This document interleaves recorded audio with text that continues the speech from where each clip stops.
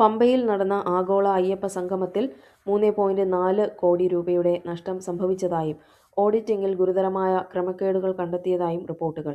ഇതിനെതിരെ പ്രതിപക്ഷം വൻ പ്രതിഷേധത്തിലാണ്. ആഗോള അയ്യപ്പ സംഗമത്തിന്റെ പേരിൽ ഏകദേശം 7 കോടി രൂപയുടെ അഴിമതി നടന്നതായി മുതിർന്ന കോൺഗ്രസ് നേതാവ് രമേശ് ചെന്നിത്തല ആരോപിച്ചു. വെറും പകുതി ദിവസം മാത്രം നീണ്ടുനിന്ന പരിപാടിക്കായി ഇത്രയും വലിയ തുക ചെലവാക്കിയത് വലിയ ക്രമക്കേടാണെന്ന് അദ്ദേഹം പത്രസമ്മേളനത്തിൽ വ്യക്തമാക്കി. സംഗമത്തിന്റെ സാമ്പത്തിക ഇടപാടുകളിൽ സുതാര്യതയില്ലെന്നും ഓഡിറ്റ് റിപ്പോർട്ടിൽ ഗുരുതരമായ വൈരുദ്ധ്യങ്ങളുണ്ടെന്നും ശബരിമല സ്പെഷ്യൽ കമ്മീഷണർ കേരള ഹൈക്കോടതിയിൽ റിപ്പോർട്ട് നൽകി. ഇതിനെ തുടർന്ന് വിശദീകരണം നൽകാൻ തിരുവിതാംകൂർ ദേവസ്വം ബോർഡിനോട് കോടതി ആവശ്യപ്പെട്ടിട്ടുണ്ട്.